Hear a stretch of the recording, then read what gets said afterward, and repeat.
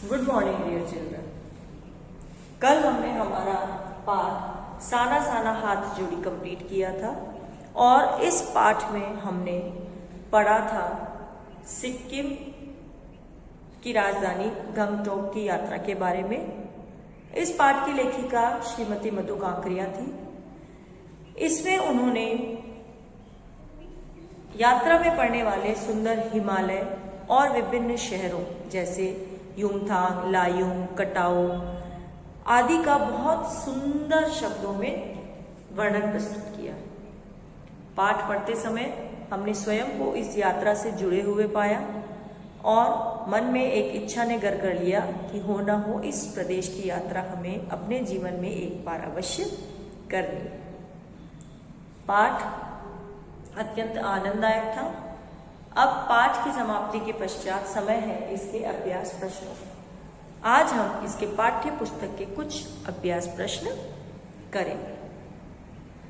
इसका पहला प्रश्न है बेटा, झिलमिलाते सितारों की रोशनी में नहाया गंगटोक लेखिका को किस तरह सम्मोहित कर रहा था। गंगटोक के लिए हिंदी वर्ड आया है गंगटोक। उत्तर देखिए, लेखिका ने रात में जब सिक्किम के गंगटोक शहर को देखा तो वह ठगी सी रह गई। सारा शहर सितारों भरी रात में रोशनी से जगमगा रहा था। लेखिका को लगा कि सारा आसमान जमीन पर नीचे बिखरा हुआ है। यह अद्भुत दृश्य लेखिका की सुध-बुध बुला रहा था। उन्हें लग रहा था कि उनकी सारी संवेदनाएं ठहर सी गई हैं। उन्हें अपने भीतर और बाहर एक शून्यता का अनुभव हो रहा था। वे इस सुंदरता में खो सी गई थी और स्वयं को उस वातावरण में खोती हुई सी महसूस कर रही थी। प्रश्न 2, गंगटोक को मेहनत कश बादशाहों का शहर क्यों कहा गया है। उत्तर, सिक्किम एक पहाड़ी प्रदेश है। वहाँ के निवासियों को अपने जीवन यापन के लिए, अपनी रोजी रोटी के प्रबंध के लिए कठोर परिश्रम करना पड़ता है। फिर भी इन कठिन परिस्थितियों से उन्हें कोई शिकायत नहीं होती है। सारी असुविधाओं के बीच भी वे अपना जीवन एक अलग ही अंदाज में बिताते हैं। उनके चेहरे पर कहीं भी दीनता और हीनता नहीं झलकती, वरन एक सुंदर सी मुस्कान हर समय उपस्थित रहती है। वहाँ की औरतें अपना माँ का धर्म निभाते हुए भी बहुत ही सहज से कठोर पत्थरों को तोड़ती दिखाई देती। चाय के बागानों में चाय की पत्तियां तोड़ती नारियां अत्यंत उल्लसित भाव से गीत गुनगुनाती रहती है तो एक चुप्पी सी साधे पत्थर तोड़ते हुए अनायास ही हंस भी पड़ती। इन्हीं सारी खूबियों के कारण ही सिक्किम के लोगों को मेहनतकश और सिक्किम को मेहनतकश बादशाहों का सब शहर कहा गया है, क्योंकि वहाँ के लोग अपने ही अंदाज में बादशाह की तरह अपने जीवन को जीते हैं। प्रश्न 3, कभी श्वेत तो कभी रंगीन पताकाओं का फहराना किन किन अलग अवसरों की ओर संकेत करता है। बेटा, यात्रा में उन्होंने देखा था ना कि कहीं पर सफेद पताकाएं लहराई हुई है और कहीं पर रंग बिरंगी। तो हमें यहाँ पर बताना है कि सफेद किस समय लगाई जाती थी और रंगीन किस समय लगाई जाती थी। तो इसका उत्तर देखिए बेटा, सिक्किम के लोग बौद्ध धर्म के अनुयायी हैं और बौद्ध धर्म की परंपराओं के अनुसार अपने जीवन का निर्वहन करते हैं। इसी धर्म की परंपराओं के अनुसार किसी बौद्ध व्यक्ति की मृत्यु होने पर नगर से दूर किसी पवित्र स्थान पर 108 श्वेत पताकाएं फहराई जाती हैं। वहीं किसी नए कार्य को प्रारंभ करने के अवसर पर या किसी खुशी के अवसर पर रंग बिरंगी पताकाएं फहराई जाती हैं। सफेद रंग शांति और शोक का प्रतीक है, वहीं रंग बिरंगी पताकाएं जीवन में उल्लास और तरंगों का प्रतीक है। प्रश्न 4, जितेन नार्गे ने लेखिका को सिक्किम की प्रकृति, वहां की भौगोलिक स्थिति एवं जनजीवन के बारे में क्या महत्वपूर्ण जानकारियां दी, लिखिए। उत्तर, जितेन नार्गे लेखिका की यात्रा में ड्राइवर कम गाइड था। उन्होंने लेखिका को सिक्किम के प्राकृतिक सौंदर्य, वहां की भौगोलिक स्थिति और वहां के जनजीवन के बारे में अनेक महत्वपूर्ण जानकारियां दी, जिसने लेखिका की यात्रा को और रोचक और अनुभवी बना दिया। उन्होंने बताया कि रास्ते में गहरी खाइयां और फूलों से लदी वादियां मिलेंगी। मार्ग में एक स्थान पर सैकड़ों सफेद पताकाएं लहरा रही थी। तब उन्होंने जानकारी दी कि यहाँ जरूर किसी बौद्ध धर्म के अनुयायी की मृत्यु हुई है और उसकी आत्मा की शांति के लिए इन 108 सफेद पताकाओं को फहराया गया है। इन पताकाओं को कभी उतारा नहीं जाता, धीरे धीरे ये स्वयं ही नष्ट हो जाती है। रास्ते में एक स्थान पर उन्होंने बताया कि उसका नाम कवि लॉन्गस्टॉक था। यहाँ पर तिब्बत के शासक और लेप्चाओं के बीच संधि पत्र का हस्ताक्षर हुआ और इसका स्मारक भी यहाँ पर बना हुआ है। स्कूल से लौटते छात्राओं के समूह को देखकर जितेन नार्गे ने बताया कि इन बच्चों को कई किलोमीटर चलकर तराई में स्थित एकमात्र स्कूल में पढ़ने के लिए जाना पड़ता है। ये बच्चे पढ़ते ही नहीं बल्कि शाम के समय अपनी माँ के कामों में हाथ बटाते हैं, उनके साथ लकड़ियाँ बीनते हैं, पशुओं को चराते हैं आदि कार्य करते हैं। लौटती यात्रा में जितेन ने कई नई बातें बताई। उसने एक स्थान की ओर संकेत करते हुए कहा कि इसका नाम खेदुम है।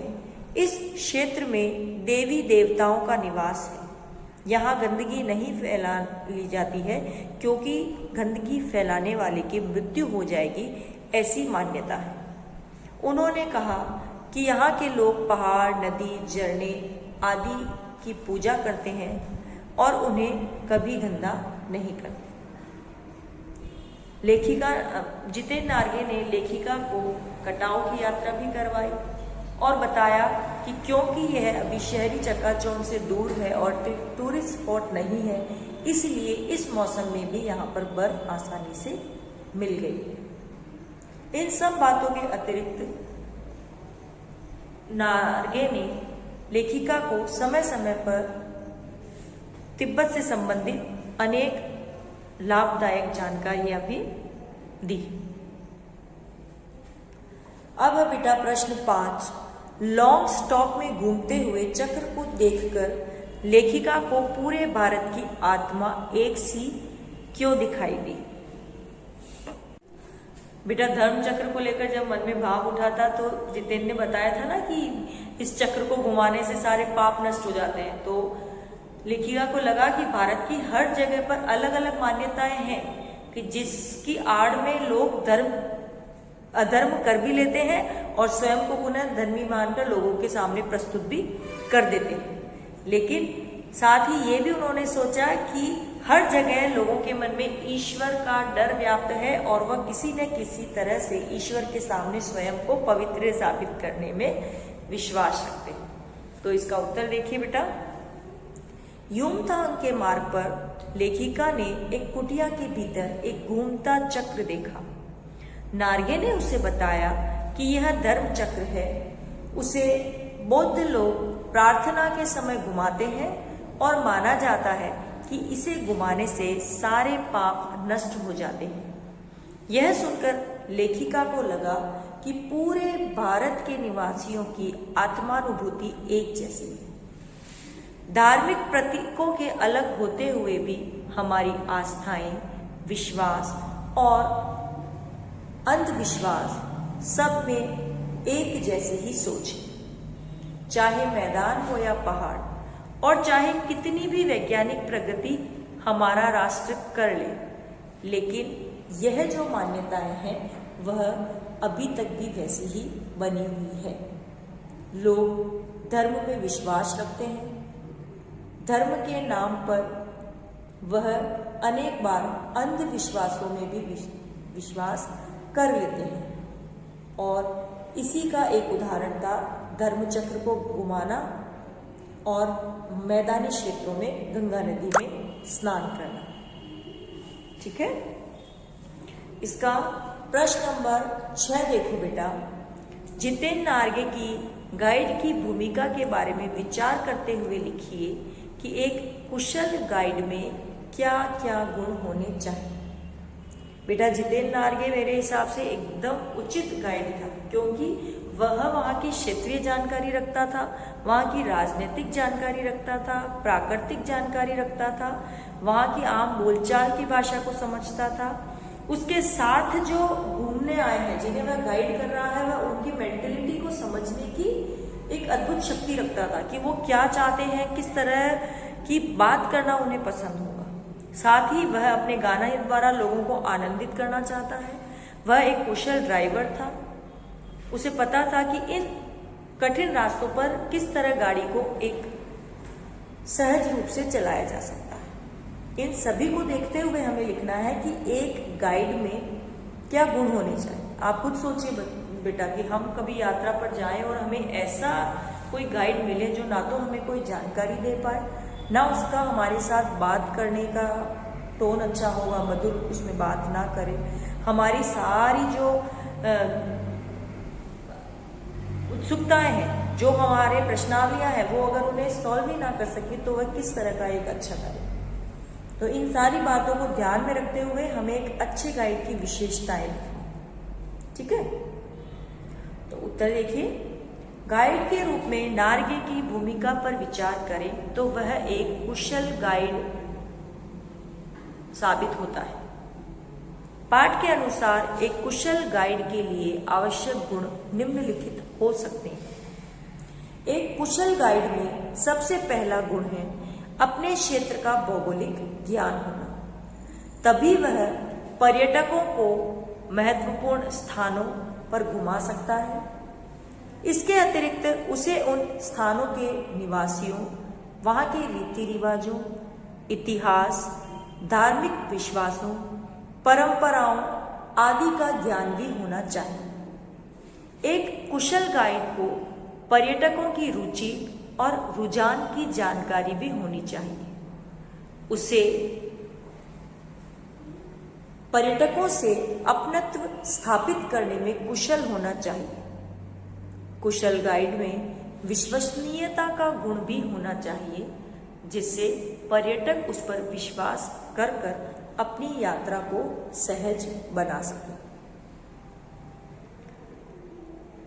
कुशल गाइड का महत्वपूर्ण गुण वाक्पटुता है, जिससे वह अपने यात्रियों के मार्ग को बोझिल ना होने दे और उन्हें अपनी बातों से बहलाता रहे। उसके बातचीत करने का ढंग रोचक, मनोरंजक और संयमित होना चाहिए। ऐसा ना हो कि वह अपनी बातें कहते कहते अपनी सीमाओं से परा चले जाए। इस दृष्टि से यदि हम देखें तो जितेन नार्गे में ये सारे गुण विद्यमान थे, अतः उसे एक कुशल गाइड कहा जा सकता है। आज हम इतने ही प्रश्न करेंगे बेटा, शेष प्रश्न हम अपने अगले कालांश में देखेंगे।